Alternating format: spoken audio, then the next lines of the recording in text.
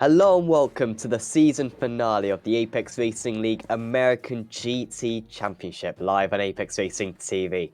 My name is Sam Fitzpatrick and alongside me for tonight's racing is Austin Knight with Sam Kume on the cameras, and we're here at a circuit I'm sure is very familiar to many drivers by now. It is Daytona for round 7 of the season. Austin, these guys will know this place very well, especially seeing that we are wearing the GTE and the GT3 cars today.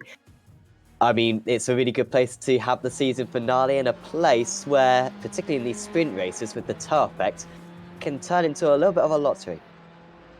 Yeah, we've seen this happen a few times in a few different leagues when they race on here in a more sprint racing fashion, that it becomes a massive pack race. If you race ISMO this week, you kind of figured that out yourself. Not even 12 hours behind the fact that we are back live here at Daytona, but not for the 24 hours, just for 2 sprint races, and it's going to be a very, very entertaining ending session.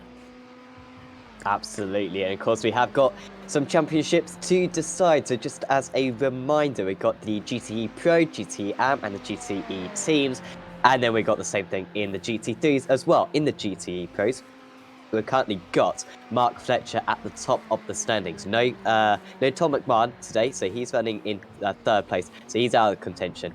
Cam Dance will have to have a superb round and rely on some favours for Mark Fletcher. I think if he's going to be able to challenge him, so looking very good for Fletcher. In the amateur standings, so extremely close. James Salt just ahead of Simon Underhill, but could easily change hands that. In the overall points, there's only 1 point separating them, with the job score 9 points separating them. Kev Copeland still in the mix, however, he's going to need a favour from the other two, along with Thiago Loureiro and Bob Humphrey. Mega close between those 3 drivers.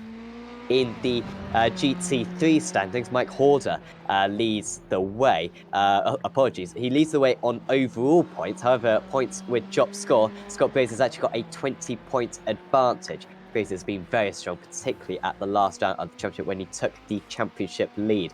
Adam Hedgecock, good run of form for him recently, however, maybe a little bit too late. Once again, we'll need a big favour from the top 2 if he's going to challenge. And in the GTE Am, Tristan Martz, mega close this, leads overall. However, Rob Sutherland leads with the job score. And Dave Petts very much in the mix there, about 20 points off the lead, but he could certainly be a factor. So fantastic, Austin, that we've still got these championships well up for grabs. And in the teams championship, it's looking pretty close as well. A lot is on the line here at Daytona.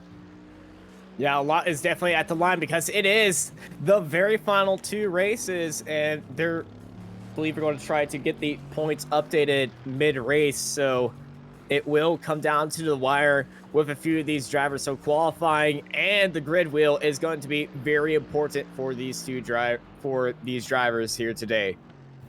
Definitely, really.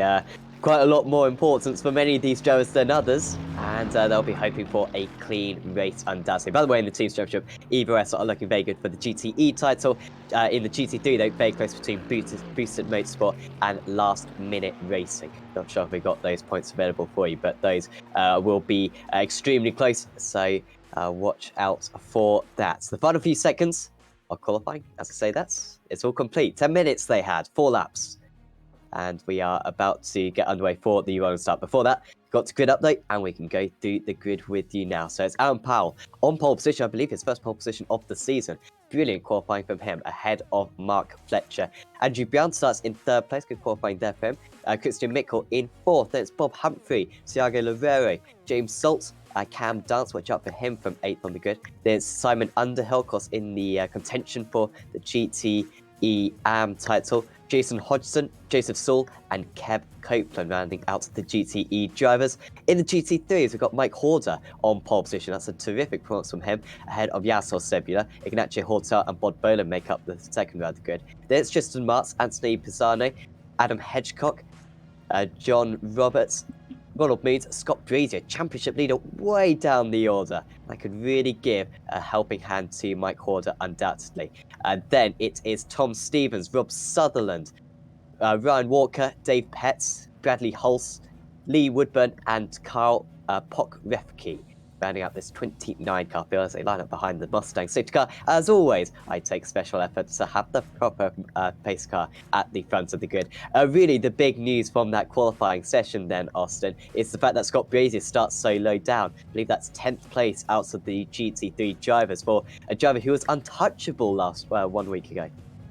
Yeah, he's in that Audi, and you can see the rest of the field is dominated by Mercedes and BMW power. Scott Brazier at Sebring was just on another complete level, and well, he returned back back in the grid on a track where the Audi's not that powerful on. Yeah, certainly the Mercedes, the car of choice for many of these guys, but still. Could be a potential for him to gain some places. Really cannot afford to get involved in a couple of collisions. He has got involved in a couple of collisions so far this season, despite winning, I believe, 5 races out of the 12 that we've had. It's still very much up for grabs, that title. All the titles up for grabs. Who is going to come out on top? Certainly let us know if you have an idea on the chat, and whether you're watching on Facebook or YouTube or Twitch. Fantastic to have you along with us. So then, Aaron Powell from pole position, car number 12, leading car number 11. It's a pretty tight turn 1, this. You don't want to get involved in too many collisions. Don't expect too much lapping. Just a 20-minute opening race for these guys to get underway, followed by the reverse grid, random reverse grid in both classes. Could be ever so important to decide who is going to be the inaugural American GT champions by Apex Racing League. And through NASCAR turn 4 they go, and they are very soon going to be getting underway. So it's Powell leading the GTEs, and it's Horder leading the GT3s. Pace car will peel off into the pits, and then it'll be Powell's decision when to put his foot down. Car number 12 gets away. It's a really good start for one of the Evo SR drivers from the 3rd row of the grid. Might be able to move out. That's Thiago Loureiro, already gaining 2 places. He might even be able to gain a 3rd, because potentially stuck on the inside is Andrew Brown. He's taking a very slow line. Brown, through goes Powell and Fletcher. A little bit wide for Loureiro, and there could be issues here as they go 3 wide. However, Loureiro failing to make much progress in the end. Dance gets ahead of Salt. That's a good start for the fit side driver. However, Simon Underhill with a superb move down the inside at the horseshoe, and he moves up into 8th place. In the GT3s, only just getting underway, and Mike Horder held on for a while, and now he pulls away from the rest of the drivers. Still ahead of Yasser Sabia, then it's Hortel, Boland. Great start for Hedgecock, already up a couple of places. It was just like the GTEs. They went 3 wide heading into turn 1. Super clean for both the classes. Looks like I spoke too soon right there. Roberts well off the circuit. That's not good for Boosted whatsoever. You have a chance at the title. Takes the shortcuts, probably the wise thing to do, but that'll be a hefty slowdown for him on this opening lap. It definitely will be a very big slowdown. He'll be at the back of the pack to serve that, though, so it's not going to be in anyone's way, and it's not going to destroy everyone's race. No real car contact between anyone. That's the biggest thing that happened this start for both groups. Absolutely, not too much changes, particularly at the front of each class. The top 7 in the GTE class, no change. Only 2 overtakes in that class, which is surprising. Although it is really very narrowed down into that turn 1, so it can be tricky to really make much progress whatsoever. Full start for Tristan Marks, of course, dropping down behind Pisano and Hedgecock. Pisano getting back past Hedgecock. As we see, the slipstream very much taking its form. Andrew Brown trying to get out of the slipstream. He goes around the outside, sees an opportunity of getting past Fletcher. Very wide for Paldo, and they make contact, and they open the door for the championship leader to take the lead. Brown is going to lose it as well. Off into the wall goes Andrew Brown, and that is big disappointment for him. Can he get it underway again? There's a big gap to the GT3 cars, and well, that's really disappointing for him. I thought that was a really good move he was going for there, Austin. Unfortunately, it's very slippery out on the outside there. Yeah, unfortunately, just got car contact. We saw this in the Road Tech Challenge where the Fords actually have a lot of pace on this infield. Just Brown just had a lot of speed. It gets into the back of that Ferrari, then hopped up on the curb, lost it right there, and it gets tapped by a, I believe Simon Underhill was the one that tapped him. Yes, it was. And Underhill in the end losing out once again to Cam Dance. So he gets back past Underhill where at the corner that he lost that. Watch out for Dance, of course. I did say that he'd be quicker in the race. A slightly disappointing qualifying for him. However, he's now sitting right behind Thiago Loureiro. He's got a decent chance at the title, of course. So too does James Salt. So might try to help out his teammate, perhaps, against Cam Dance. He could well get second place in the championship. Not if he drives like that, because he's skidding off, and he's very fortunate he hasn't hit a wall there. Yeah, Dance flying through the bus stop, laid on the brakes, locked up, and I believe he's all good.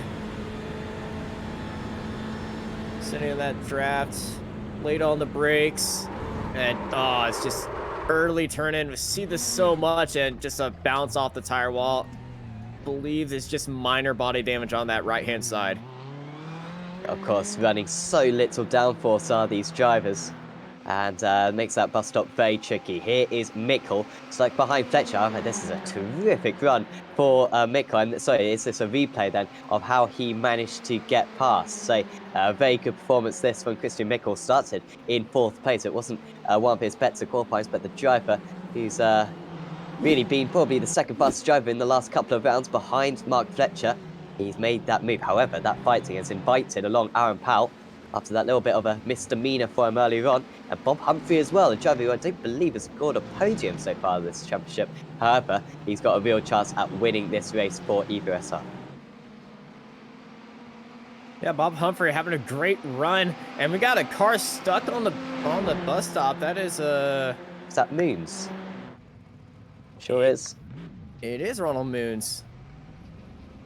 He's get going quickly. And he should be okay. So that happened to him. I think this is behind just a Martz, perhaps. Just behind one of the Evo SR drivers, and I think he's probably going to do the same as we saw from Dance. Oh wow, Martz went off as well. Double. Oh, that's big then for... oh, and also we've had collisions for Hulse and Hedgecock out there. As we were watching that. It looks like Moons is stuck in the wall. He's just finally got unstuck, and he's driving that stricken Mercedes back into the pit box. These Mercedes can take a big hit, unless it's constant big hits as I experienced this weekend, and you can easily blow the engine. Yeah, he certainly tested out what's that, yeah, what you need for that. If only we had Michael Barbier, he'd be an absolute expert on how much damage you need. Because he's damaged it a lot. Oh, well, that's very slow for Woodburn. He gets a big old hit from behind. I think that was Roberts moving through. Issues for Thiago Loureiro out there. That's big for the championship. Was running in, I believe, 4th place. And it's going to be around the GT3s now, such as the time he's lost. Didn't crash out of the pit lane. Doesn't do that. Nice job. Don't pull an Austin Powers, and he is clear of the GT3s, but he is miles behind Brown and the rest of the GTE class. In the front of the GTEs are very tightly packed as they're entering onto the oval. I can only imagine that's qualifying fuel that he's put in the car, because that seemed like a very ordinary pit stop, 4 seconds, but just enough fuel to get him to the end of the race. Yeah, look at this drag race they're having to the bus stop. Fletcher and Mikkel. Mikkel leads him into the bus stop. Fletcher's just dancing on that gearbox. And that's a corner cut from Kristen Mikkel. Might have to serve a slowdown right here.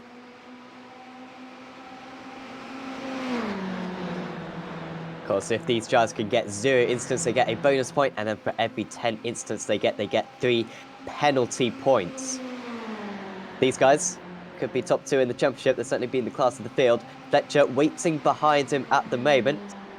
Of course, we'll use slightly less fuel. Doesn't really matter. You'd expect them to have enough fuel regardless. If anything, you want to use as much fuel as you can. You don't want that extra weight at the end of the race. However, he's probably just waiting Fletcher till perhaps the very last lap of the event. Maybe we'll go around the outside right here. He's trying to pressure Mikkel into making any sort of mistakes. Mikkel defending onto the inside. Fletcher going for that preferred line. Braking, getting almost side by side with him and trying to scare him into making a mistake. Good mind games by Fletcher.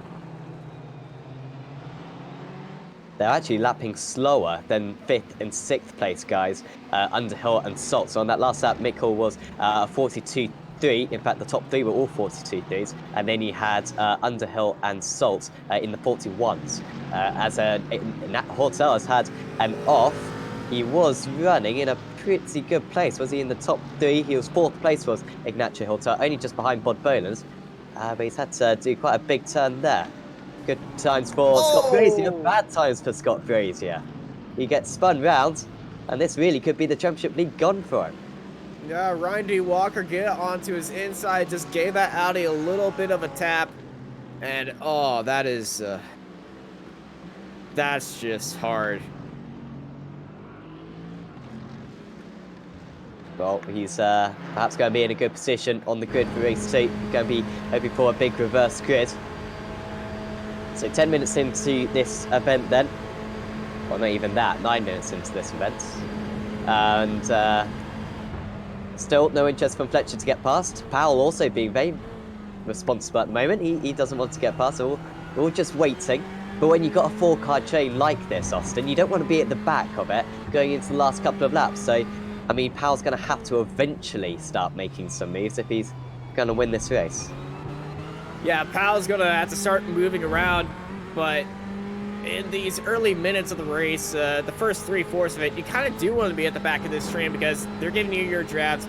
You can kind of study how these guys are battling up in front, let them stress themselves out, and try to risk it. And in case there is an incident, it's a free position and a free podium. But right now, he's just studying what Michael Fletcher and Powell and Humphrey are doing. And that was a big old correction. Yeah, he should be close enough to still stay well inside the slipstream. However, still Underhill is catching these guys. This could be a 7-car battle for the race win at some point, as long as these guys don't start fighting one another. Seems like Soto's quite happy just to stay behind Underhill at the moment. They are catching by a couple of tenths per lap. Oh, but Dave Pett's in the middle of the circuit. He's got back going just, and he's trying to rejoin a slightly unusual position. Does get underway again. However, he was running, I think, in about 9th place before this happened. This is Walker that he's alongside, the Nomad. And, Walker spins, and then Pett spins.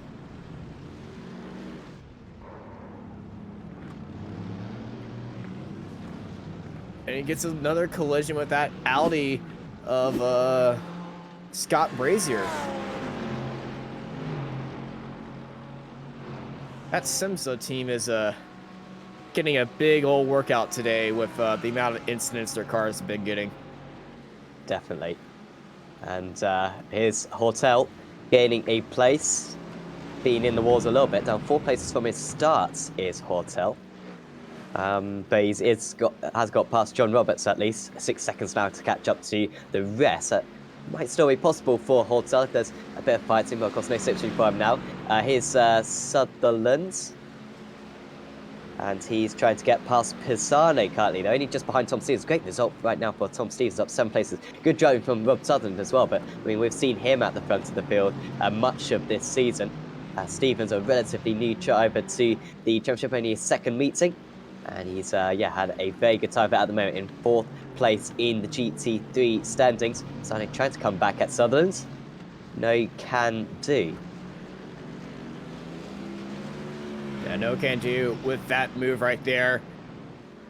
Halfway through the first sprint race, and this is where the moves get a little bit dicey and on the edge. And you'll start seeing these GT3 cars start sending it and trying to get as high as position as they can. And this battle for 4th is definitely one to watch. Battle for the lead, not really a battle for the lead, but the battle for 2nd place is completely different. Speaking of battle for the lead, look at the lead for GTEs. Mikel, Fletcher, Powell, and Humphrey, all with each other. Underhill on that last lap, 0.4 of a second faster. It's almost connected now, this snake. You do wonder, would it have been better if Fletcher had held the lead? I think he's got a bit more pace than Mick, where he could have dragged these 4 away from the likes of Underhill. But it looks inevitable. Oh, Sutherland's round from 5th place, was battling with Tom Stevens. Has Stevens got away from that? Maybe it was Pisano. I think Pisano's lost quite a bit of time here. Pisano. So Pisano behind him going into the bus stop. Going to be a bold move. Oh, well, I don't know. Maybe more space could have been given by each of them. It wasn't quite clear how wide Pisano was going there. But awful news for Sutherland. And that's good news for Hortel. I was saying how he could gain a couple more places if there's collisions ahead. He's got to keep John Roberts behind him for now, though. Hortel losing out, and he gets tapped. He taps the side of that boosted car of John Roberts. And I believe that may gave him a little bit of damage. This is a wheel tap. You saw the car jump up right there. Lee Woodburn seeing these two ahead of him. Sutherland trying to charge up the field. I think he would have a few things he would like to say to Pisano up there. Just a reminder that Sutherland led the Amateurs Championship going into this race. Justin Marks was in 2nd place. Sutherland still outscoring him at the moment, Dave Petts.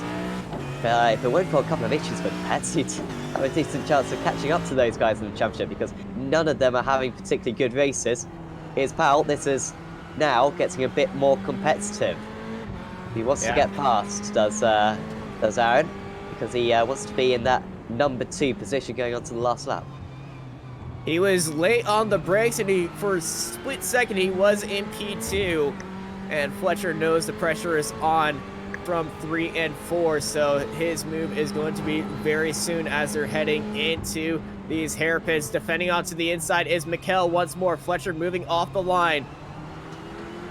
Powell is seeing this. He knows where he can make a move. Just go opposite of where Fletcher is and try to upset his line even more.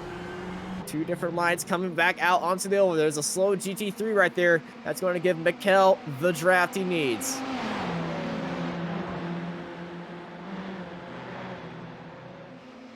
So will Fletcher go for it this time? It could well be a surprise attack if he wants to, rather than leaving it to the last lap, but lifting off. Really wants the lead, does Mikkel, seemingly still positioning his car in the middle of the track. Salt and Underhill, of course, going for the Amateur Championship, and they're kind of fighting amongst each other instead of catching up to these guys. Slightly questionable tactics that, but of course, really, all that matters for those guys is how they do in relation to one another, rather than how many points they score overall. Cameron Dance, oh, well, he doesn't like that corner, does he? He's off the circuit again, and, oh, well, Brown wasn't particularly happy with that. Put off, if anything. He wasn't exactly on the racing line, was Cam Dance, but that's a really awful round for Cam Dance at the moment. He needs a big reverse grid. Might have to go back to lead because 1/10 of a second separating the leaders. As well, how many more laps do we have to go? This will be what, 3 more laps, I think. 2 to 3 more laps. Yeah. And a wide exit from Mikkel, using every piece of track to gain any speed that he's got off the exit. And Fletcher, calm as a rock, honestly. Once again, Mikkel going for that inside of the track. Fletcher going for that outside line. Just avoiding car contact right now. When you see a driver that's constantly on your bumper, just braking to avoid car contact, it means he is more confident than you. And expect a crazy last lap from Fletcher as that GT3 car slows down on the top and lets these guys through. Big issues for Yasser Sebia, by the way, from 6th place out of the GT3s. He's fallen right to the back and has gone back to the pit. So shame for Sebia, the 07 car. Hope you'll see him back in race 2. It is, well, I thought it was the 7-car chain there, but it's just the GT3 in the middle. Oh, we've got issues as well for Walker and Woodburn, who have, and Marks. Oh, wow! Walker, a few feet in the air. Sutherland moves past. I believe Marks just jumped the entire track because there was more than one car flying around. Heading into turn 1, Walker, very great inside line. Then, unfortunately, 75 car was there. He bounced it off the wall, just gets absolutely sent off to infinity and beyond. And that is very unfortunate for Ryan D. Walker. That's bad news for Martz as well, for his championship bid. So, yeah, big change there. A big change for second Whoa. place. Humphrey. Well, how's Humphrey done that? He's got past both Fletcher and Powell. Way to make your mark as he passes Mark Fletcher himself. And this is all of a sudden looking very good now for the Evo SR driver. We've got this lap and one more to decide who's going to take race 13 of the championship. Pulling away now is Mikkel. All of a sudden he's got kicked out of second gear. However, he's only half second ahead. He won't break that draft, and by the time they break for the bus stop, Humphrey will be right back on his rear bumper. Mikkel, a little scary moment as well, coming out of the international hairpin. Got out onto the curve and went onto the grass. And Mikkel and Humphrey, I believe they were both caught out when, I believe Fletcher and Mikkel were both caught out when Humphrey got up there. I believe it was an inside move heading into that corner and just upset Fletcher. And here comes Humphrey. Can he change the lead heading in to 2 more laps to go? Yeah, this will be the last lap of the race. In fact, only 1 minute and 10 to go as they cross the line for the penultimate time. Mikkel, Humphrey, Fletcher, Powell. Can Fletcher go for it? No, he doesn't have the confidence there. Maybe he thinks that he can get the run on the pair of them. And yeah, now Powell is playing him off slightly as well. Underhill's got back past James Salt, crucially. We'll keep an eye out on that one. But Fletcher, too busy having to defend from Aaron Powell right now, who will be very frustrating for the Radicals online driver. And Mikkel, well, there's not much he can do now. All he can do is nail every single corner, but it's probably in Bob Humphrey's hands, unless Fletcher can get a superb run down into the bus stop. Certainly not looking good for the Radicals driver at the moment. But yeah, is this the best place for Humphrey to be, perhaps? It's I mean, he's the perfect distance behind, it seems, right now. It definitely is the perfect distance behind. He's got a great exit, and this bus stop is going to get wild here. Mikkel, Humphrey, Fletcher, Powell, the battle for the lead. 4 cars ready for P1. They're going up towards the bus stop. No one's looking for a move right now, so it's just getting as close to that bumper you can go. Powell is actually very close to Fletcher. And now we got a drag race here in Daytona. Oh, Fletcher's got to slow down. Oh, he's going to drop 1 place at least. So it's a 2-car battle.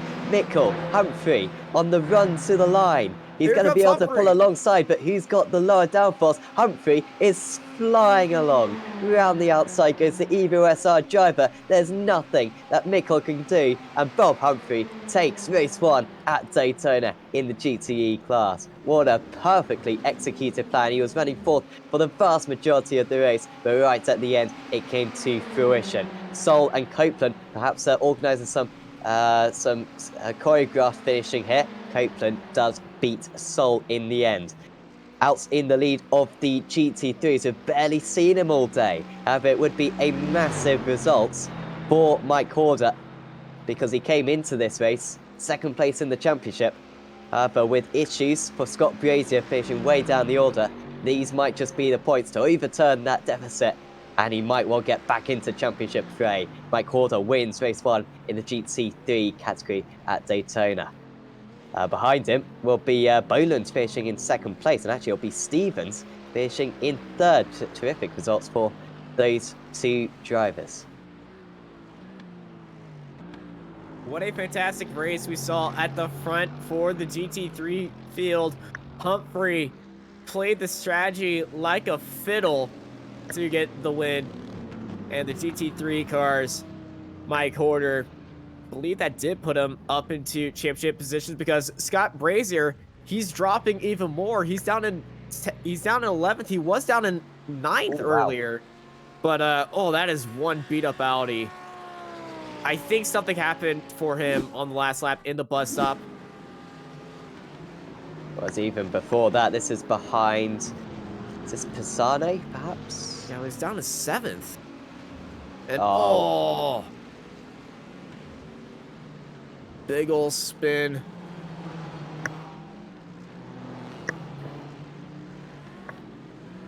Where do you get that damage from, though? Well, I think we might find out in a few moments. Just looking at the instance as well. Surely he picked up quite a few instances. 11 instances, so that's another 3 penalty points for him. Well, that race couldn't have gone much worse for him. At least he will score some points for the result that he finished, seeing that he was on the lead lap. But yeah, time to go through the final results from this round 13 of the season. Bob Humphrey wins out 1/10 of a second ahead of Christian Mickle. A good result for Aaron Powell in 3rd place, although from pole position you might feel a little bit frustrated. Mark Fletcher with that slowdown just about hung on to 4th. Simon Underhill crucially beats James Salt. Mega close in the championship, that for the GTE AM title. Jason Hodgson finished in 7th place, the top 7 separated by 2.8 seconds. Behind that was Kev Copeland, Joseph Saul, Cam Dance, Andrew Brown and Tiago Loureiro. He'll be the last one eligible in 13th place. In the GT3s, Mike Horder with another race victory for him. I believe that's his 2nd race win of the season. A comfortable victory, 11 seconds clear of Bod Boland. Tom Stevens rounding out the podium. Then behind that, in 4th place was Anthony Pisano. There was John Roberts, quiet in 5th place, however, didn't make any mistakes. And then behind that was Ignacio Hortel. Rob Sutherland, good for his championship. Carl Pokrevke, Lee Woodburn, Dave Petts, Scott Brady, disastrous race for him. 1 lap down was Bradley Hulse, Tristan Martz. Those two will be eligible for the reverse grid, however, won't be eligible will be Ryan Walker, Adam Hedgecock, and then won't be scoring points will be Yaroslav Sebula and Ronald Moons. So, Sam, for the last time this season, it's always a sad moment, for the last time this season, we got the reverse grid wheels. That's right, I am going to miss this wheel, but let's just get on with it. So let's see, it's gonna be a long spin, but eventually we will get there, and it's gonna be, for the GTEs it is 12, and for the GT3s it is 11. So 12th place, that will be Tiago Loureiro. So it's a full reverse grid. And then 11th place out of the GT3s. Who is that, Austin? 11th place out of the GT3s, Bradley Hulse. Nice one. So that means Scott Brazier's on 2nd place on the grid. Well, that is that's pretty good for him. But it certainly brings himself back into championship contention. So I mean, I'll try to get the points sorted, but Brazier and Horder are going to be almost tied on points. So it should be a proper 1v1 duel to the title. So 20-minute race 1, that was superb. Double the fun, hopefully, coming up in the final race of the season in the American GT Championship, where we will see the champions crowned. You do not want to miss it.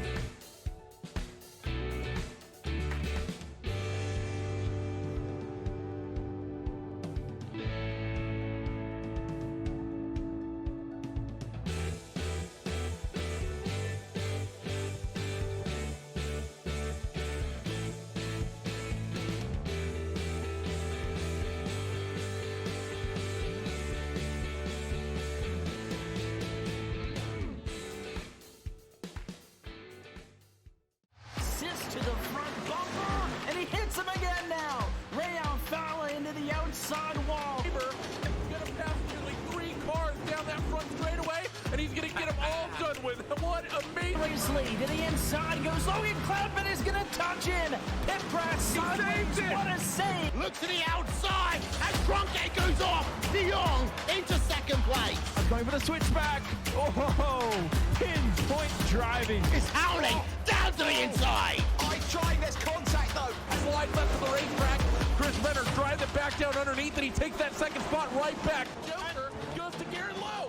Garrett Lowe should take victory with all that contact. He's going to try and make the move around the outside the Paravolca. That's not going to work, but he's going to try and get the cutback here. Get the run out the Paravolca. That's beautifully done there. Michael Schumacher, there's a little bit of door banging as well.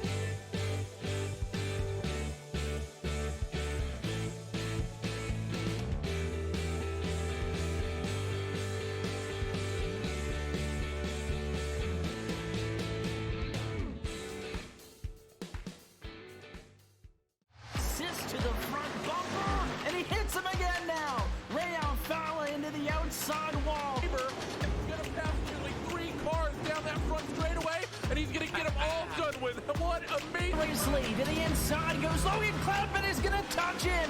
Pit press. Sideways. What a save. Look to the outside as Trunkett goes off. De Jong into second place. Going for the switchback.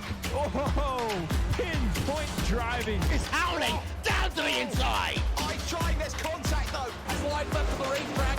Chris Benner drives it back down underneath, and he takes that second spot right back. Joker goes to Garrett Lowe. Garrett Lowe should take victory with all that contact. He's going to try and make the move around the outside the parabolica. That's not going to work, but he's going to try and get the cut back here. Get the run out the parabolica. That's beautiful.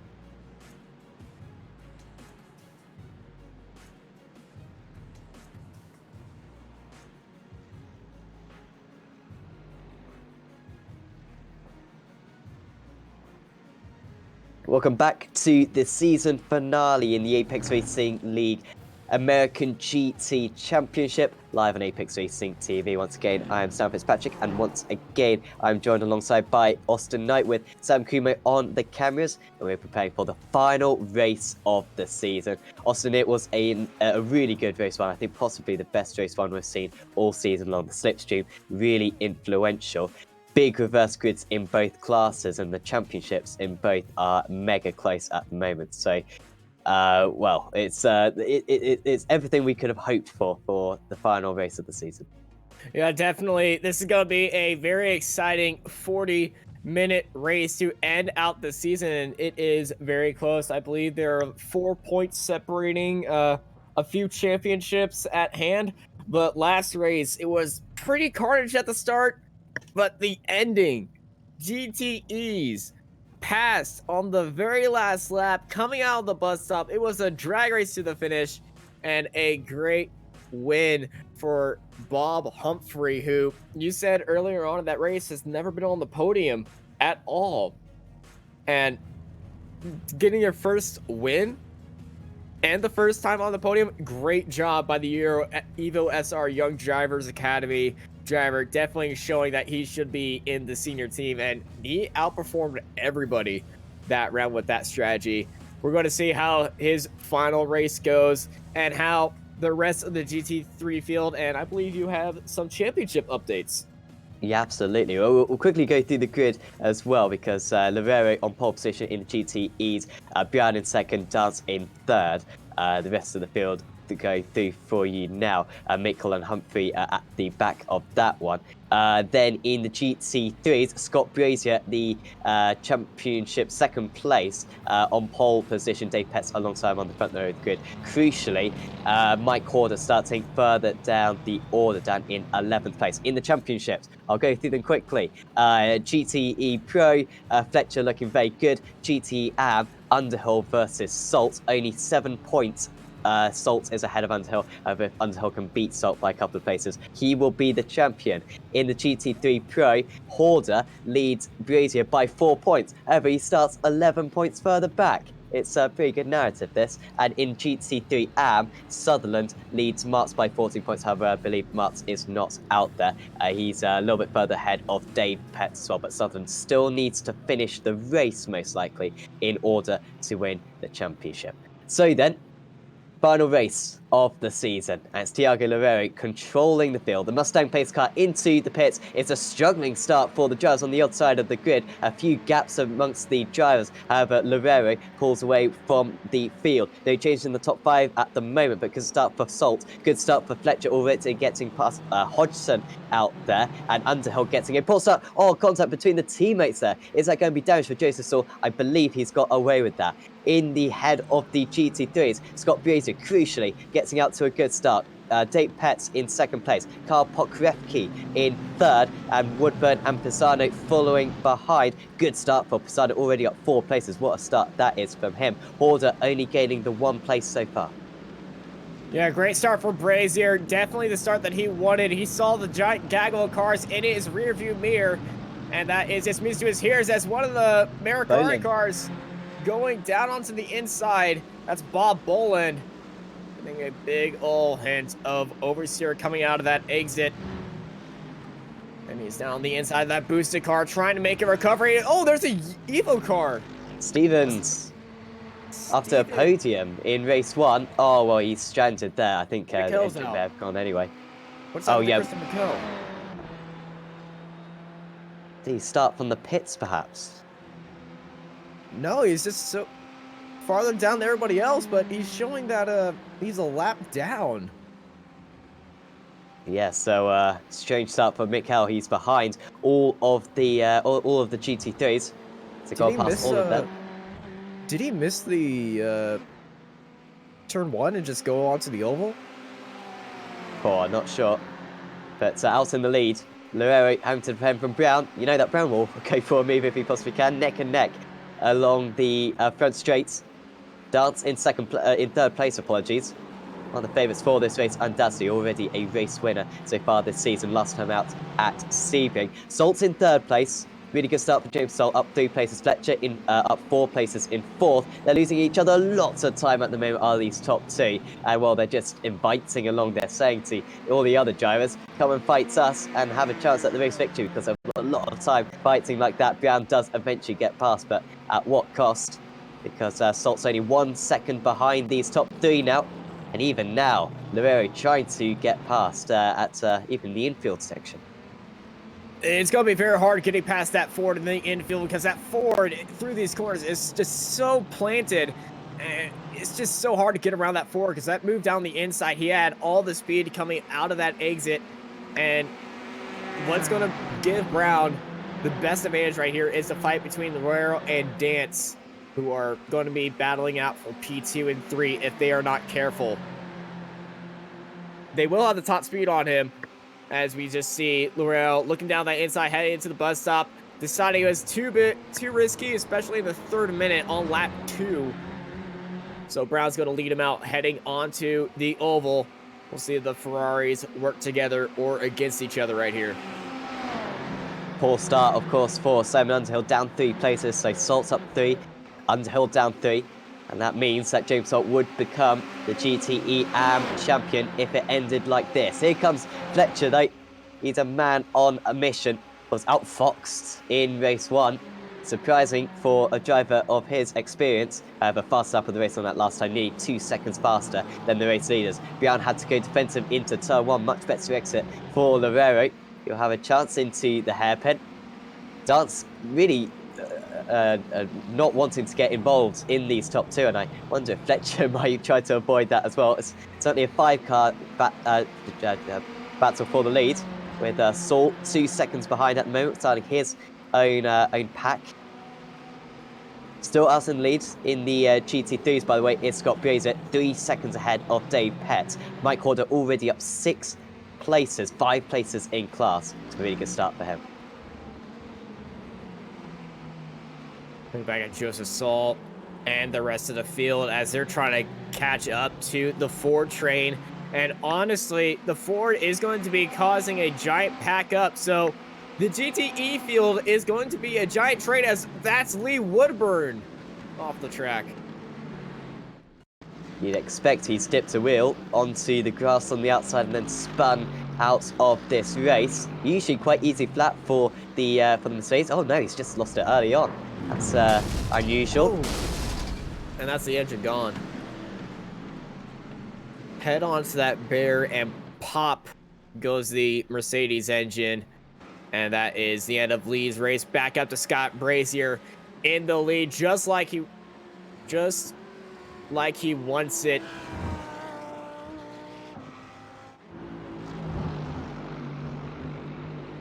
Dave Petts really needs to probably win this race if he's going to have any chance at championship. Still, Rob Sutherland doing well, though.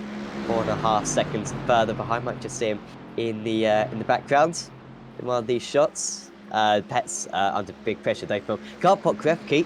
Hasn't run this high for the majority of the season. However, up 1 place from his start. I think starts in 3rd place in the GT3s. and maintaining that position at the moment. Goes to the outside. However, no can do there. Here's Mike Horder catching up to these guys big time. That last lap, only a few tenths of a second faster than the race leader. However, I think that was negotiating traffic. He's currently 6 seconds off the race lead, and that's the big reference. It's very much whoever finishes ahead, Horder or Brazier, will be the champion. And then currently it is Brazier ahead of the rest of the field by 5.96 seconds as Kyle Pofrevke flying off track and bouncing off those outside tires. And that is damage on his rear wing. Disastrous for Pofrevke.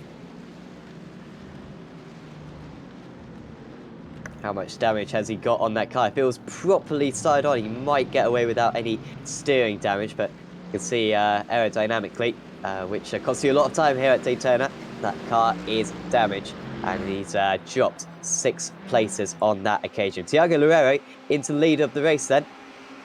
Dance and Fletcher remaining in 3rd and 4th. Salt's now onto the back of this one. This is tricky for James Salt. He only needs 5th place to become the amateur champion. There's no point in getting too involved. Here comes Dance. That's a brave move. Brown was always going to get past because Loureiro opened the door really wide. Don't think he wanted Dance to come past him though, and he's still not going to let Dance get past him. He's keeping part of his car alongside, looks to the inside, and now I think it's Fletcher who's going to lose out to another Evo SR driver. Could this be beneficial to the Evo SR guys, or will they lose out? Good exit there for Loureiro. Manages to pull ahead. Can Salt get ahead of Fletcher? No, he has to settle in behind, so pretty much no change there. It's an Evo SR sandwich for P3 and 4. Fletcher and Dance creamy filling of these two Evo SR drivers, as well, it pretty much seems like they've got it in check. And if Loureiro is going to be a good teammate, he's going to try to make Dance and Fletcher fight each other and get out of the line for James Salt. And there goes Loureiro going up the track, and I think he's letting a Dance by. I think he was trying to get the slipstream from Brown. I think he was. I think Brown went high. He tried to get the slipstream from him. Brown tried some NASCAR tactics to get away. Fletcher then gets past Dance, and Fletcher slowly escalating this field. However, Loureiro is pretty much the perfect distance behind Brown, so he'll have a really nice toe. He's going to have to go for the move if he's going to be able to keep Fletcher behind him. It's very much attack or be attacked. It's going to be a very big braking battle, but that forward in the brakes is so good. Here comes Loureiro, just like last time, going around the outside. Fletcher now onto the inside, trying to battle it wheel to wheel with Loureiro. He forces his way past him. And Fletcher back up to the P2, and on the exit, he's with Brown. But Brown still leads out the GTEs. Brown onto the inside, into the International Horseshoe. And it is Brown again, and there's Loureiro battling with Dance. Neither of these two will give up. High downforce for these GTE cars, but it's not worked out for Thiago Loureiro. Drops down to 4th place. He's his big toe. Oh, he's off the circuit. Skating away is Thiago Loureiro, and he will lose even another place to his own teammate as well. Disastrous few corners. He drops down into 7th place from P2. Bob Humphrey up into P5 right now. Last race winner is moving it back up through the field. And with Loureiro off the track, that just gave him 7 places up improvement. You want to know who else has 7 places up? Mark Fletcher. As he, make that 8 as Fletcher takes the lead of the race. Did Brown cut the course there? Surely he did. Oh, This is maybe a he braking did. move. Will Dance perhaps box in Brown, or does he not have the momentum to go for it? I think Brown will go for the lead if he possibly can. Here comes Dance as well. Fletcher is a sitting duck on the inside. Didn't pull a big enough gap, and now Brown straight away gets back to the inside, blocks him in. Now Dance tried this move, I think, well, a few drivers tried this move on the outside of turn 1. However, it doesn't usually work out, and it hasn't worked out for Dance either. And well, when you go for that, you're more likely to lose places than gain them. And now he's having to defend against James Saltz. Haven't seen the GT3s in a little while. Maybe not quite as action-packed as this class. However, it's looking like it could get very close later on because we've got Scott Brazier leading the way. Mike Horder has managed to get up into second place. We missed those moves, however, they were always going to happen, really. He's got 5 seconds to catch. Remember, 4 points in the championship between those two drivers, bar any penalty points they accumulate. Whoever wins this race out of the two of them wins the championship. And Horder, you'd maybe back him at the moment, however, he has got a big gap to catch. Then it's Pets in third place, Pisano, Hedgecock, Walker, Sutherland, and Moons. With Boland, who finished well in race 1, just behind that pack.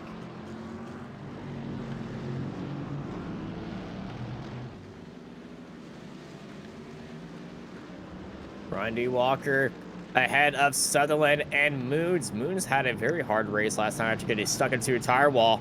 And Sutherland missed that corner, and here comes Moons.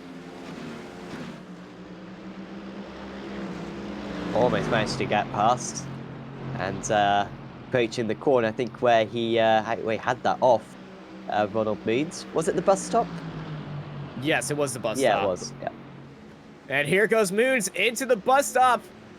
Oh, bad memories right here. Got onto the brakes hard.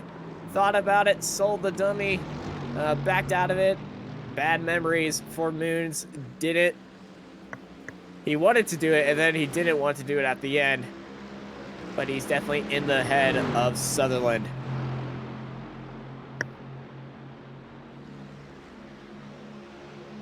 Tough race at the moment for Simon Underhill.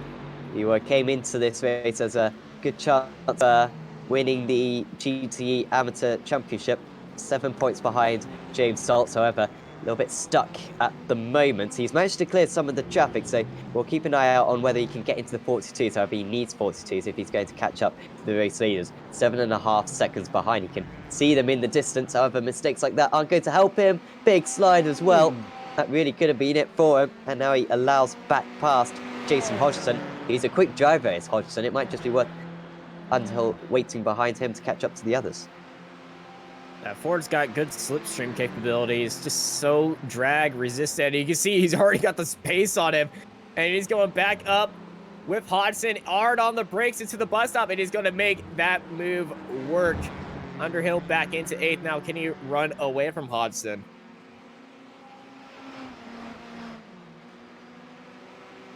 Yeah, well, at least Hodgson will stay close to NASCAR 3 and 4, along with the pit straight as well. But this fighting really isn't helping them too much. Saltz has just got past Dance, by the way, and Brown just ahead of Fletcher. I guess the good news for Fletcher is that he was in this identical battle in race 1. I mean, to be fair, it didn't really work out too well for him. He lost that battle. He finished last out of them, out to the 4 that were fighting. But at least he's got experience of it. I mean, normally, with the experience he's got, of course, a top driver in the World GT Championship, won many races in that. You'd really back him. And tries to get past Brown. That was a little bit close. I don't think he wanted to get past there, but very nearly hit the back of the Ford. Yeah, very late braking for Fletcher, a little bit too late. And he almost gave that Ford a little bit of a kiss of death right there, which you definitely do not want to do. Not even halfway through this race, but Fletcher driving like it already is the last part of this race.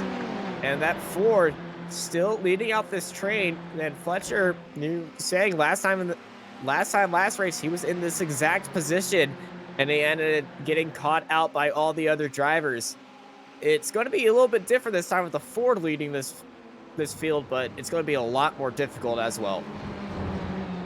Christian Mickle gaining some places at the moment. I think I may have misspoke earlier on when I said he had to get past all the GT3s. If he has got past all the GT3s, then that was a miracle, because he's up into 10th place now. He's only 11.5 seconds off the lead. Don't count Christian Mickle out of a podium, perhaps, here. But he's got 3 air. We know that he's almost certainly going to be faster than Andrew Brown, because Brown is home to defend against absolutely everyone. right now. Fletcher goes to the outside. We've seen this outside line work horrendously so far, and Fletcher does the wise thing, gets back to the inside, gives up on that overtake. Brown has got a little bit of a reputation in the series so far with his aggressive driving. I think Fletcher will know that. Some half moves. Meanwhile, Saltz, has he just defended against Dance there? I think so. And remains in that third place. We'll get a replay of James Salt and Cameron Dance. Salt and Dance heading into the International Hairpin. Oh, that's a little tap.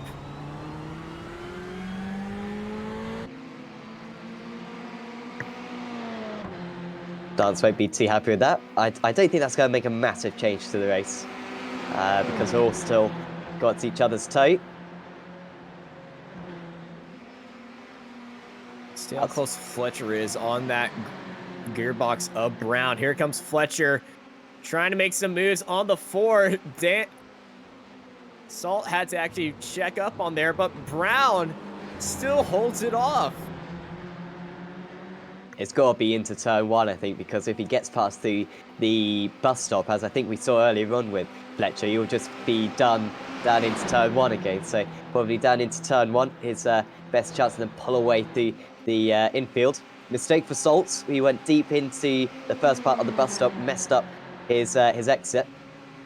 And so only half a second behind. Humphrey catching these guys a little bit, but only by a couple of tenths a lap. We expected him to be a bit faster than this, Bob Humphrey. On that last lap, in fact, he lost 7 tenths to the leader, so it must have been a mistake because 36 Bob Humphrey is much faster than that. You can see him in the background. He does need some help, perhaps, from these guys if he's going to catch up. And then, of course, Loureiro, wonder where he would have been. He would have definitely been able to cope with these top 5, but instead a mistake from him in this infield section lets him down. He might still be able to catch up. Good lap time that last time around, faster than the race leaders. So too was Aaron Powell. Simon Underhill, fastest lap of the race of anyone that last time round. 6 tenths of a second faster than the leaders. Underhill is definitely on a charge, and it's another Ford. It's good to see the Fords out here. We went through a spell where no Fords were ever driven by anyone. It's personally my favourite of the GTE cars. But no, it's nice that the BOP favours it a little bit more. Yeah, it's definitely the GTE in my choice. Being American, I absolutely love Ford. Don't drive their cars in real life, though. Boland has he made any moves, or is he still at the back of this? Well, he's got past Sutherland, it seems. He's sort of dropped down a little bit as Sutherland, but doesn't need a superb result in order to win the championship. He's behind Boland, then Moons and Walker at the front of this. Moons tries to get past Walker. Now they're going to be almost side by side. Much better exit for Walker. These guys are 7 seconds behind the Hedgecock-Pisano battle. All BMW battle there, all Mercedes battle here. Yeah, look at Bob Boland switching around, flying around the outside. And it's chaos at the front. Loureiro and Salt and Loureiro getting into it. I think Loureiro's just lost it by himself. Oh, he hasn't taken out his teammate here, has he? Oh, no, it's just Loureiro by himself. Loureiro, and there was another car that was spun around. Yeah, Powell. I think Powell saw that, panicked, locked up, and turned himself around. Spin out of sympathy there for Aaron Powell, who was really looking as though he could challenge for the race win, because those two were catching up to the leaders mega quick. That's great news for Simon Underhill. 2 less cars for him to deal with. As James Stott has got into 2nd position then. He's got past Mark Fletcher. He just is the fastest guy out on circuit, I think, but cannot catch a break with this slipstream effect that we have around Daytona. And Saltz moves up into 2nd place. Remember, going for the championship, if he crashes out, he will lose the championship. So he's being remarkably aggressive. I mean, if he could win his first race of the season, that would be pretty impressive way to win the championship. Definitely will be a impressive win to this championship. Salt on the back of Brown, looking around that outside once more. It's very hard to get past this Ford going into turn one. We see this move around the outside, tried so many times, but Brown's just so consistent on that inside line that the only way to get it past him heading into turn one is to force his nose and make him move up. But he's just so consistent on the brakes. It's going to be hard getting past this Ford.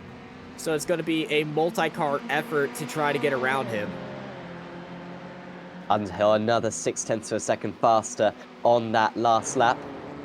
He's only, well, I say he's 7 seconds behind at the moment, so he hasn't closed that gap down that much. Humphrey, he's started to make some progress, so he was 0.6 of a second faster as well on that last lap, so he's catching a little bit. In the GT3s, by the way, it's getting really close now between Horder and Brazier. Brazier once led by 7 seconds. The gap's down to 3.5 seconds. Remember, whoever wins out of these two wins the championship, unless they get any penalty points. If they do, that would be a very anticlimactic end to the championship. Yeah, currently Horder leading the championship by 4 points. Brazier would need to win this race in order to overhaul that deficit. But at the moment, Horder looks as though he's going to be able to catch by the end of the race. 0.4 of a second faster on that last lap. And he's got still half the race to do it. It's great that we're having a fight for the lead be also the fight for the championship in the GT3s. So these two definitely one to watch. It's going to be entertaining end to the race. And here goes Salt swinging around the outside, but he's overturned it. And Brown's going to have to go defensive. And now Mark Fletcher is in the lead of the GTEs. Incredible there, Salt. Well, we've been condemning that outside move all day long. He's the first one to spin it like that, though, when trying to go for an overtake. And James Salt, who was driving so well, and now that puts his championship chances really in jeopardy all of a sudden, because he's only 2 seconds ahead of Simon Underhill. So it's Fletcher who leads now, Dance in second place. Brown has lost the slipstream because he's 2 seconds behind the top two. He's going to need some insane laps in order to challenge those guys again. And this is how it happens. Salt to the outside. He had to be late on the brakes to have any chance and just lost the car. And mega unlucky for Brown. Good avoidance from Brown, to be fair. Good avoidance from all 4 of them. Very disastrous for Brown to be moved down like that. His nose was forced in that situation with a car being avoided, so that gave Fletcher and Dance the lead that they need. But you know how slippy that Ford is whenever it gets into a draft. It will get sucked up if these two are battling harder and harder. Cam Dancer, experienced driver. It seems as though he's happy just to stay behind Mark Fletcher, which is awful news for Andrew Brown, because I think if these two work together, it's not going to be much of a chance for Brown to challenge. Really great show for Andrew Brown, because that's by far his best chance of a race win this season. Still a podium could come his way as long as he keeps it on circuit. Only 1 second ahead of Bob Humphrey, though, at the moment. So, yeah, all change at the front of the GTE field. GTEs, you can never predict these races in this class. Back up front with the GTE, Scott Brazier. That lead has fallen down to 2.4 seconds. And you just see Horder gaining 0.3 that last lap. He is seeing blood and he wants the Audi. You doubt 0.3 of a second a lap will be enough for Horder to break the draft to Brazier. So, even if he does catch, he doubts, even if he does pass, you doubt he can pull out a significant margin. So, could come down to the last lap of the race between these two guys. Oh, into the wall is Ryan Walker. Oh, they were having such a good battle as well. On the relative, honestly, those 4 drivers were mega close. You can see how close they were here. So that's Boland at the back, Moons in the middle. Oh, Moons just outbreaks himself. Spins round Walker, and well, Moons loses out big time. And Walker into the wall. Kiss of death from Ronald Moons. I mean, that was a source of entertainment, I think, to the end of the race, because there was no sign of those 4 separating until that fateful crash. On this lap then, so Fletcher does a did a 43.14, Dance 43.14, Brown 42.93, so he is catching up again.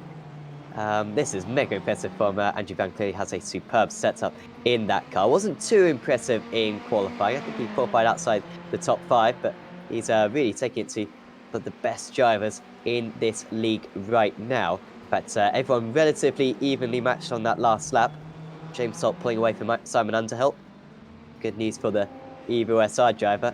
But even now, top 7 separated by 8 seconds. Ronald Moons, by the way, turning back to the pits.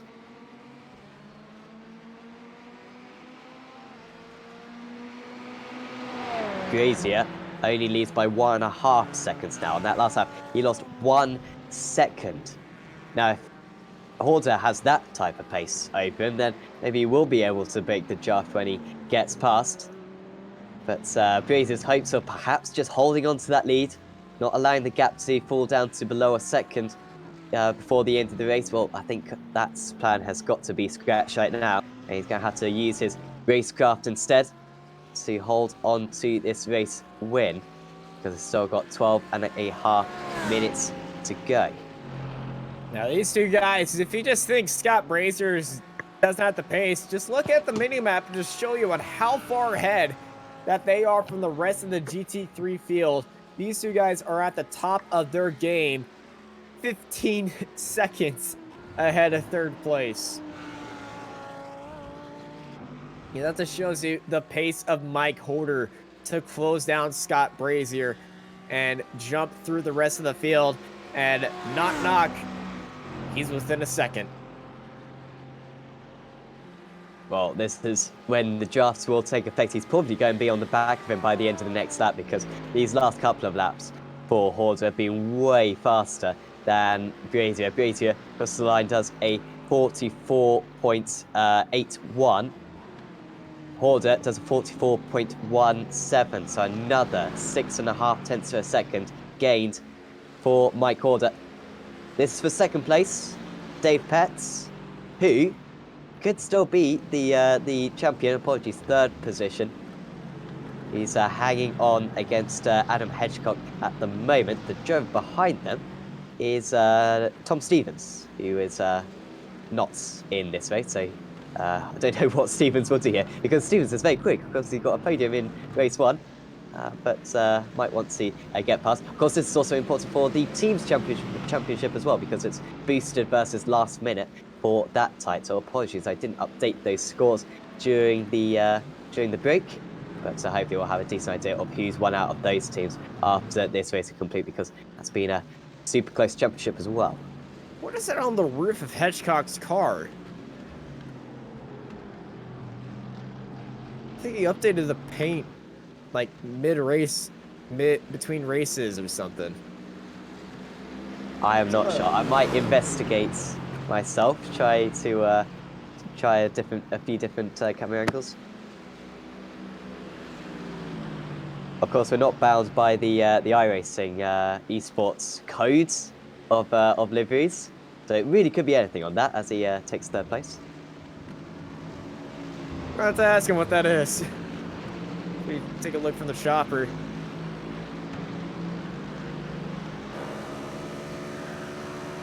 Aha, I see who it is.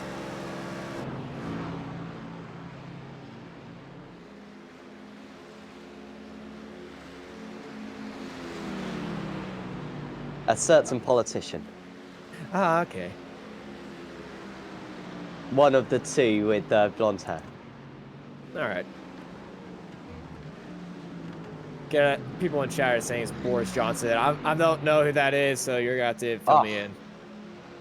A UK Prime Minister. Oh, okay. And I was weirdly, when I think of that, I naturally think former mayor of London, even though that's now quite an insignificant role that he once held. But still, yeah. We know Back to the your racing. blonde leader. I mean, you should know ours. Come on. No, not really. Anyway, Fletcher, 1/10 of a second ahead of Dance.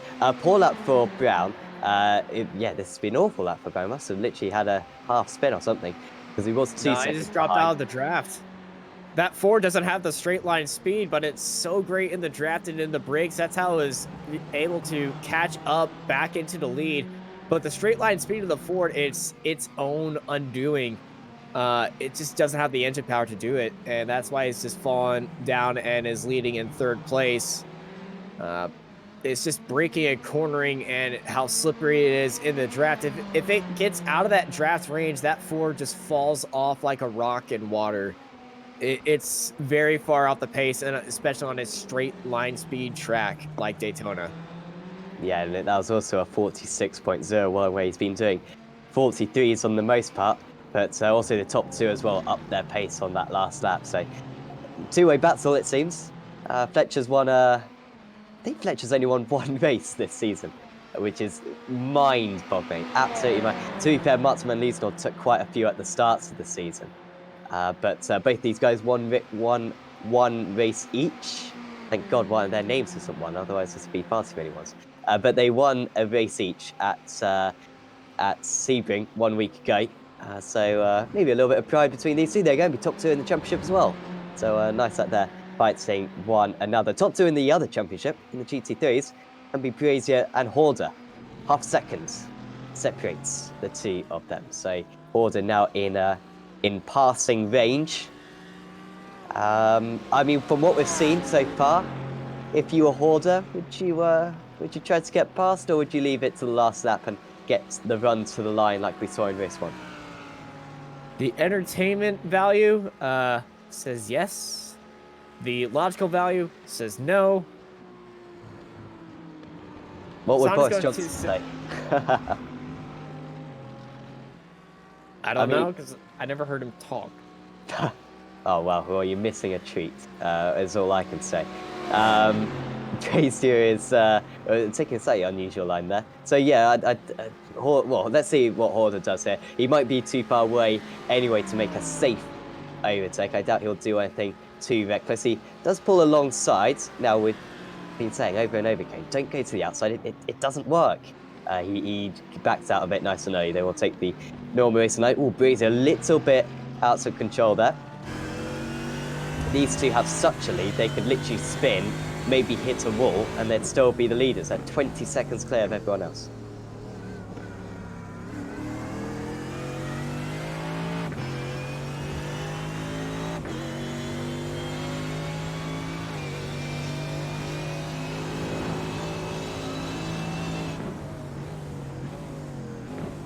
In terms of instance for these guys, Scott Brazier currently on 0 instance. He'll get a bonus point at the moment. Horder is on 3, so he won't get the bonus point. That's not going to make a difference at the moment. The points won't change because of that. Yeah, we'll remain the same. But still, Brazier's been pretty good in that department throughout the season, not accumulating too many of those points. As Horder closing, goes to the inside. Is he going to go for the lead? No, he doesn't. He stays behind.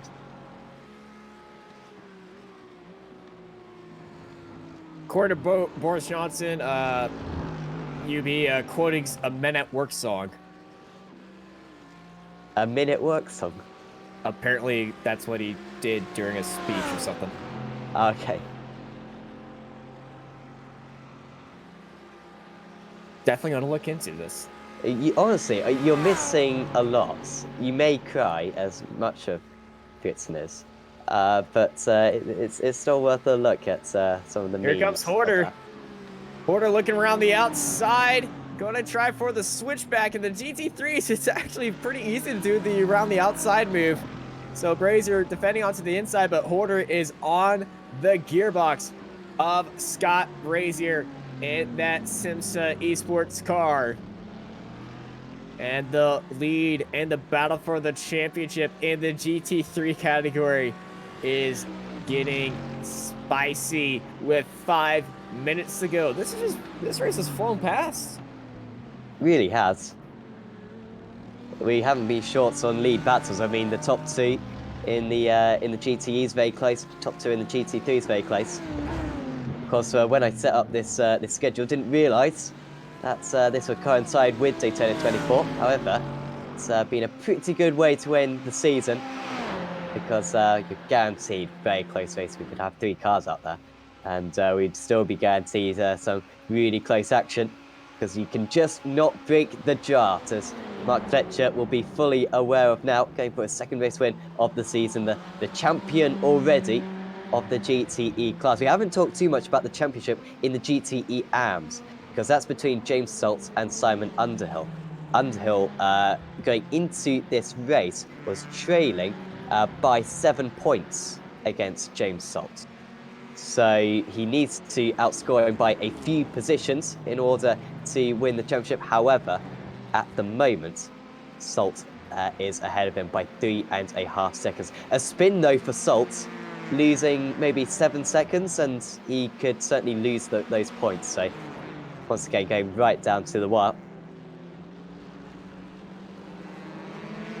Yeah, the AMS Championship of the GTEs is going to be interesting as well.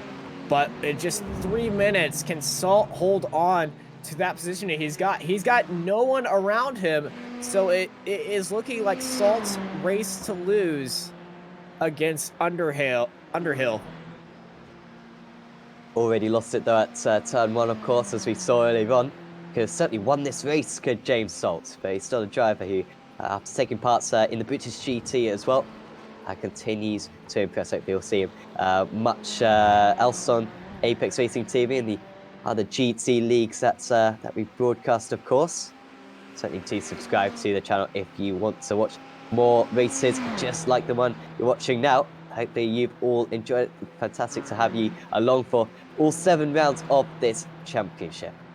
2 minutes to go. Yep. As Fletcher and Dance head into turn 1. There's a car turned around turn 1. He despawns, but it's Fletcher and Dance. Dance getting a great exit. He's all over as Horder and Brazier go side by side into the bus stop. That's going to be a slowdown for Brazier. It's going to be the championship, because Brazier is going to have to lose a lot of time, surely. Wasn't that a slowdown? It looked like he cut the circuit massively. But then we saw a similar incident with it earlier on, and they didn't get a slowdown. At the moment, Brazier is not slowing down one bit. He's keeping his foot right on the power. Does he lift out of it? He does lift out of it, and now he is going to serve that slowdown a little bit, I think. Is he going to lose the draft from the driver ahead? The gap is gaining. It's 0.7 of a second, and the championship is ebbing away from Scott Brazier as Mike Horder pulls away, and Scott Brazier now needs a few magical corners if he's going to challenge for the race win again.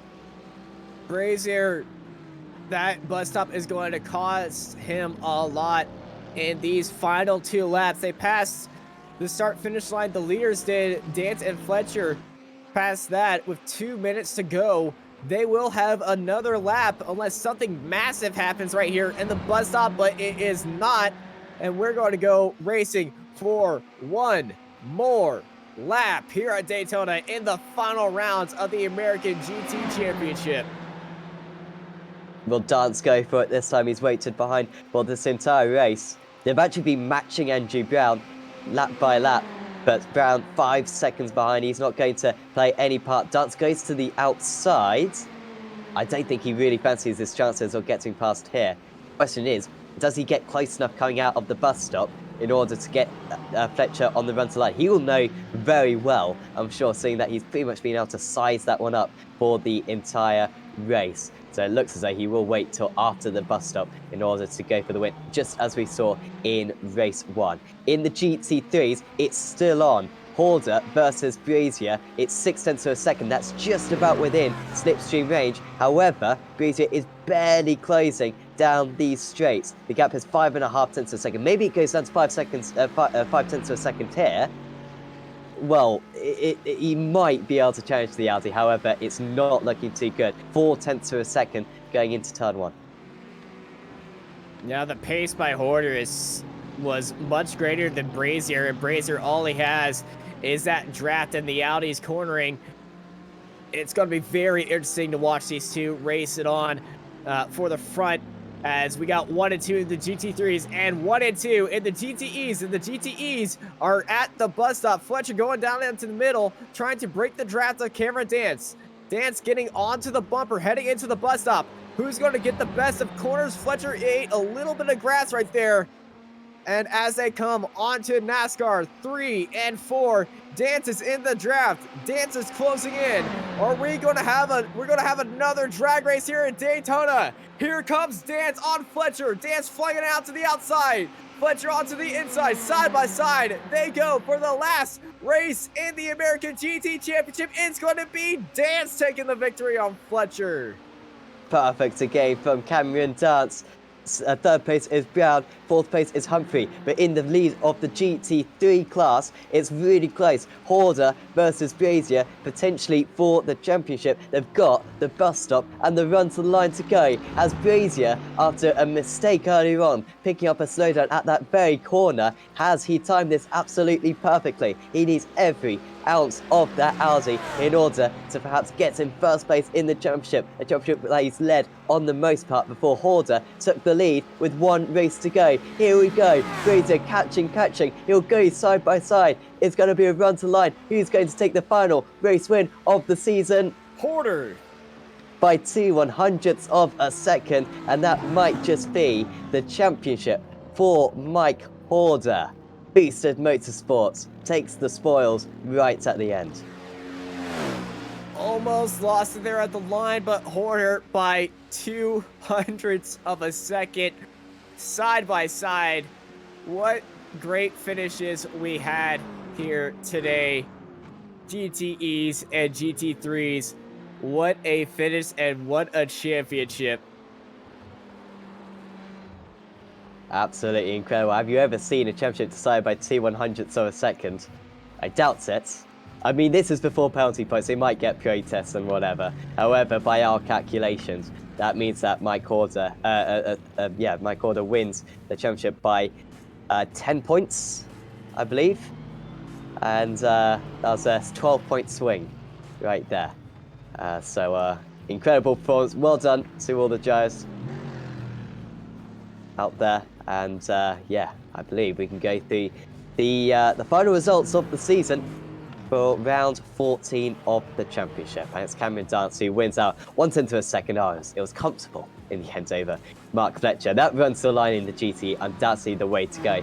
And good performance from Cam Dance to take a second race win of the season. Mark Fletcher, only 1 race win across the entire season. Remarkable that, but he is comfortably the GTE Pro champion for the American GT Championship. Andrew Brown, I believe, first podium of the season for him. Could have been a bit more though for him. Great performance from Bob Humphrey today though, a 1st and a 4th. James Saltz, we didn't even mention James Saltz. James Saltz, at least from the points at the moment, will be the GTE AM champion because he beat Simon Underhill in the end by 4 seconds. It could have been worse for Saltz. Did spin at turn 1, could have hit the wall, but in the end he got away with it. 5th and 6th for those two. Hodgson was behind in 7th. Then it was Mickle. Good response from him. What could have been if he'd actually taken the grid. There's Aaron Powell, Kev Copeland, and Joe Saul. Tiago Loureiro did not finish the race after starting on pole position. In the GT3s, Mike Horder surely wins the championship by 16/1000ths of a second ahead of Scott Brazier. Adam Hedgecock and Anthony Pisano round out the top 4. Then there's Dave Petts, Bod Boland, John Roberts. We believe the GT3 amateur champion will be Rob Sutherland. Behind that was Tom Stevens, Carl Pokrifke, Ryan Walker, Ronald Moons, and then the retirees Lee Woodburn, Bradley Hulse, Ignacio Hortel, and Yaroslav Sebula. The boosted guys are giving us a little bit of salute right here as they park the cars on the front straight. Might get a smoke show from Mike Horder but I think this is a good photo opportunity that these guys are doing.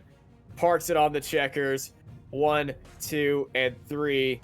Even if John Roberts finished 7th. Adam Hedgecock, though, he did finish 3, but this is a good photo right there as your GT3 champion is Mike Horder. I'd love to say that's boosted for certain the team's champion. I'm not sure though. We don't have those points, but they will certainly know very quickly when it comes to that. We've got some interviews with just a couple of champions already in the interview waiting area. The first champion we're going to have a chat with though, the GTE Pro winner. Congratulations, Mark. Well, it was the most comfortable championship in the end. All the others came down to a handful of points. Yours a little bit more comfortable. Congratulations out there. It was a superb season put together. Yeah, cheers, Sam. Really enjoyed that one. I couldn't work out it was hard to work out with the drop scores and stuff what I needed to do. But obviously with Tom not turning up, I just knew I had to finish somewhere near Cam. And I knew it was going to happen on the last lap. I could see it coming. I was like, there's nothing I can do, but I don't need to win. So, fair play to him. It looked really tricky out there with the pack racing we saw. In race 1, you seemed to get shuffled down a little bit in the end, ending up in 4th place. In that race 2, you had a tight battle with Brown, and then, of course, you just lost out to Cam Dance. I mean, it's unique, that racing experience, isn't it? It really does test your racecraft. Yeah, especially around here, as 90% of people know, you can pull a half a second gap going onto the back straight, and then it just disappears. And then I tried to do it in the first race of think of the championship a bit, but then you think you still want to win, and then I just caught a slowdown on the last lap when I tried to get on the power a bit early, and then Cam showed me how it should have been done in the last one. Yeah, it was a superb drive from Cam, losing just the last few seconds, but those are all the ones that count. In the end, 1 race victory for you all season. I mean, it's mind-boggling. I'm sure you can't believe that you've only won 1 race this season, but at the same time, it was a pretty comfortable championship. You must be pleased with your consistency, April. Yeah, it's to be fair, it's what I learned from World GT. As you say, it took me 6 rounds to win a race, and there's only 7. but yeah, I've worked out I haven't finished below 5th for the whole series. So it just shows consistency is key.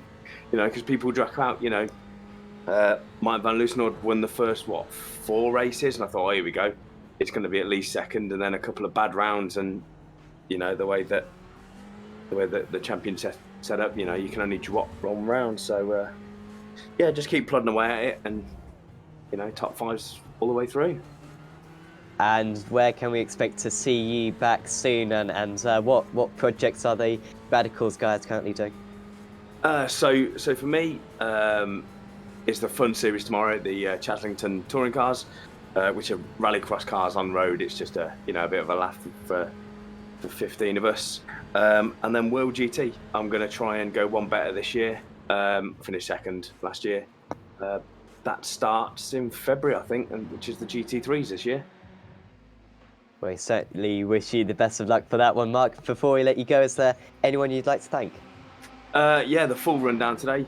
So all the guys at Radicals, Cranfield Simulation, Joel Real Timing, Armour Clothing, the Motaf Podcast guys, U-Turn Racing, Simmortal, and Six Sideways, and Jason again for all of his help this year making setups for the car. Thanks for having a chat with us, Mark, and best of luck for World GT coming up. Cheers, Sam. Thank you very much. So that was Mark Fletcher, our GTE Pro champion. I think next up we will have a chat with, we'll have a chat with Rob Sutherland. Because he managed to win the GT3 Amateur Championship. We think, we're not 100% sure, this is not a guarantee. But Rob, congratulations. At least at the moment, it looks like you've won the title. You must be extremely pleased. First I've heard of it, Governor.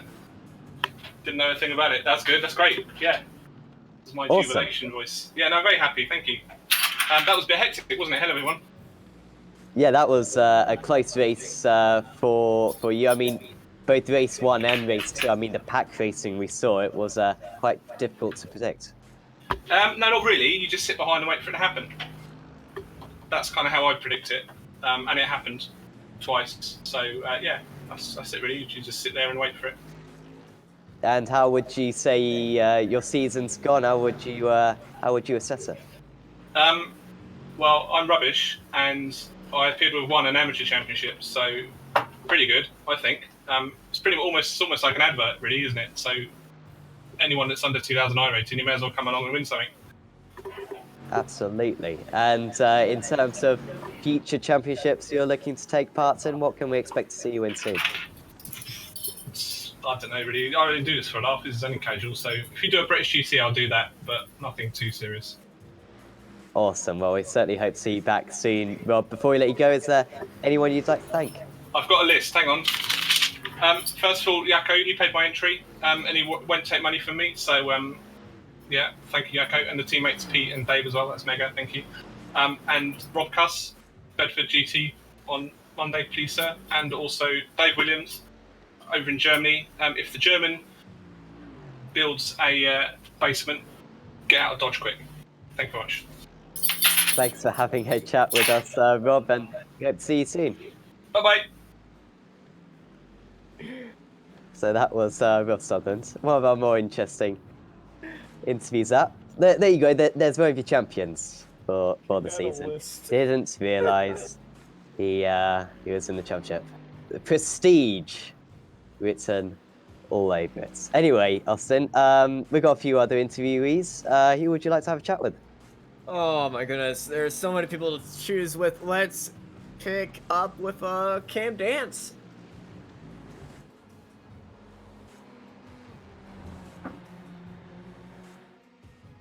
Howdy, Cam. How you doing? Yeah, doing all right. That was a really interesting race. I didn't think that would probably be the call to sit behind until that very last lap, but yeah, no, that was a really, really good race. Yeah, I came down to the very last lap with you and Fletcher for the victory, but for most of that race in the start, you were behind a Ford that no one could get around until a unfortunate incident. What was your strategy behind, what do you think the race is going to do behind Brown? Not entirely sure, to be honest. Andrew was actually quite quick, surprisingly enough. It actually caught me off guard a little bit, but yeah, for the most part, the strategy from obviously where I was starting on the grid and then having everyone around me was just pretty simple of just be patient and sit behind and use the draft until very late in the race and then start making moves. So yeah, it was going to be interesting to see what happened if we did have a four-way battle for the lead at the end there and seeing who came out on top. Well, you definitely came out on top right there. We're going to go a little replay back to race number 1 where you were in another four-way fight, but this one went down to the very end of the line, and that one was just crazy to watch. Talk us through that. Yeah, obviously Daytona is quite a draft-heavy track, and it's mainly all about just timing and being patient. It's kind of like Monza and those sort of tracks where the draft is going to pretty much either win you or lose you the race sort of thing. Obviously, race 1 didn't quite go to plan for me, having some issues in the bus stop with the car diving a little bit too much, so it ended up gripping the front up and spinning me out. But nevertheless, it was really, really good in that second race to sit behind and just enjoy battling with the guys all the way through until, unfortunately, James had that moment in turn 1, and then from there have a bit of a little scrap with Mark. Well, it certainly ended up very nicely for you at the end. Before we let you go, anyone you would like to thank? Yeah, just first of all, shout out to Apex for the awesome broadcast and also putting on the awesome series. Really, really fun to do and a lot of fun with how short the races were. So, yeah, something different but really enjoyable. And obviously, TechSense Fitstein Motorsports and our sponsors, TechSense Sensors, Renville Harnesses, Demon Tweaks, and yeah, everybody for the awesome racing all season long. All right. Well, thank you, Cameron, for giving us a great show throughout the season. We hope the best for you. All right. Cheers, guys. So Cam danced there. Second place in the championship as well in the GTE Pro standing. So congratulations to him. I think we're going to have one more interview. We got Adam Hedgecock in for a chat. Now, Adam, I haven't done the points calculations. Do you reckon you guys have won the team's championship, or are you a bit unsure still? So I'm not actually in that team. Oh, dear, that's Mike and John. But yes, our man math seems to suggest that they've done the team. Awesome. Well, congratulations to you guys. And congratulations to yourself. I think that's third place in the championship. I mean, second half of the season, absolutely blinder. Yeah, I don't know what happened. I don't know. I just found a groove with the car, with the exception of the first race of Sebring last time out. That was really rough. But yeah, other than that, yeah, I just kind of settled into a groove and yeah, got some results. Another podium tonight, and hopefully, your fingers crossed. I had a bit of an accident in the first race, so fingers crossed I don't lose any points for that. It's third in the championship as well. Absolutely. Have you? I'm not sure how much experience you got in the BMW, but would you say you've kind of grown more comfortable with it as the rounds have progressed? Well, I've done a season in the World GT in it a couple of seasons back, and it was okay. I didn't mind it back then. I kind of warmed to it, and I found over the course of this season, I've warmed to it again. It's definitely grown on me. I would hope that if there was a couple more rounds, I'll be able to continue this form. You know, but yeah, it's a great car. It's a fun car to drive. Just a little bit hard to get the handle on sometimes. And overall this season, what would you say your highlight of the championship has been, and what will you take away from it? Highlight was definitely taking a win at Watkins Glen, race to Watkins Glen. That was a big thing for me. I don't win many races in any leagues.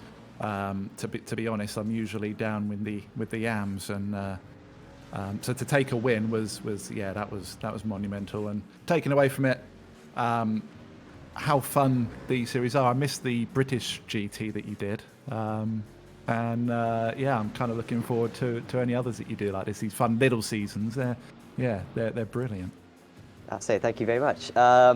In terms of future leagues, have you got anything on the diary at the moment? Well, GT, we've got 2 teams for boosted entering that, so that'd be pretty good. Obviously, the final 2 rounds of the ARL TCR Winter Series. And then obviously whenever they announce the full season, we'll be in that as well. And then it's just special events really. Coming off the back of Daytona today, I think we've got Bathurst next month in 3 weeks. So yeah, be doing that as well. Awesome. Well, we certainly hope to see you back on Apex Racing TV very soon, Adam. Before we let you go, is there anyone you'd like to thank? Yeah, there's a few actually this time. Usually I don't have any, but I've got a few.